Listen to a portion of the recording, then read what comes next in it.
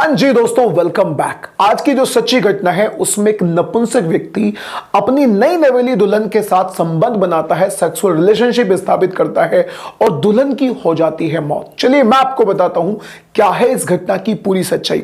आगे बढ़ने से पहले आप चैनल को सब्सक्राइब कर लीजिए और नोटिफिकेशन बेल को ऑन कर लीजिएगा और बाद में मुझे अपनी राय जरूर दीजिएगा कि आप इस तरह की घटनाओं के बारे में असल में क्या कहना चाहते हैं। तो दोस्तों, आज की जो सच्ची घटना है उसे बताने के लिए मैं आपको लेकर चलता हूं राजस्थान के बाड़मेर में।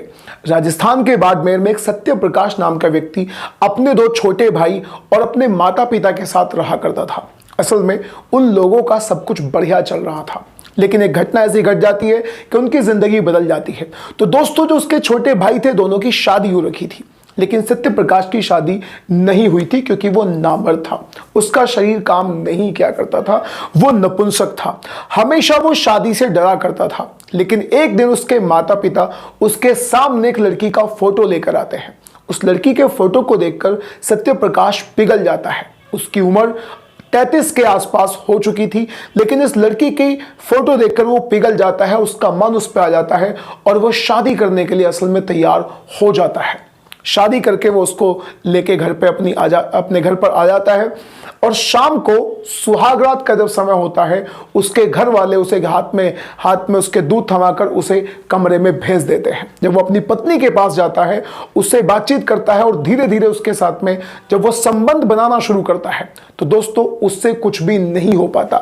वो अपनी पत्नी के साथ सेक्सुअल रिलेशनशिप नहीं बना पाता, जिससे उसकी पत्नी वहीं पर फूट फूट कर रोने लग जाती है और वो उससे कहती है कि ये तुमने मेरे साथ क्या कर दिया।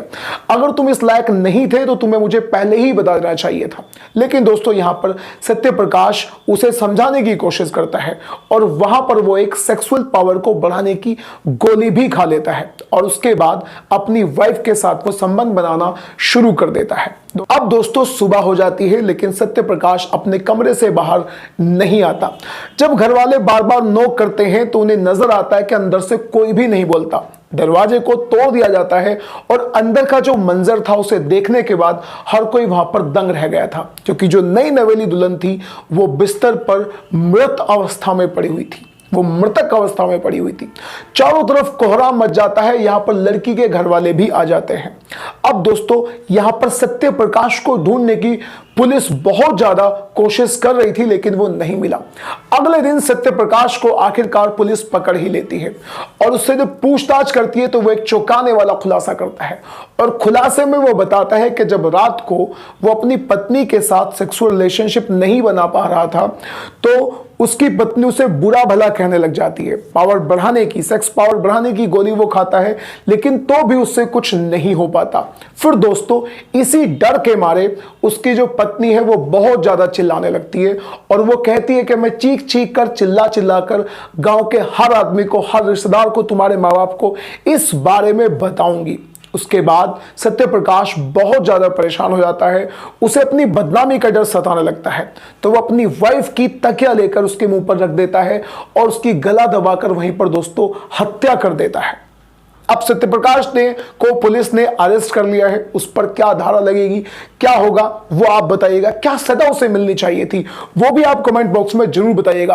और जो हरकत उसने करी है, क्या उसे ऐसा करना चाहिए था। उसके बाद सत्य प्रकाश ये भी बताता है कि वो कुछ नीम हकीमों के पास जाया करता था, जिन्होंने उससे वादा किया था कि तुम बिल्कुल छुट्टे होकर, खुले होकर, निश्चिंत होकर शादी कर लो, तुम आराम से अपना काम कर सकते हो, हमारी गोलियां तुम पर बहुत ज्यादा असर करेंगी। अब आप क्या कहना चाहते हैं इस तरह के किसी भी व्यक्ति के बारे में, नीम हकीमों के बारे में, सत्य प्रकाश जैसे लोगों के बारे में? जो कुछ भी आप कहना चाहते हैं अपनी राय कमेंट बॉक्स में जरूर दीजिएगा। अब हम मिलते हैं किसी अगली वीडियो में। Till then bye bye and take care.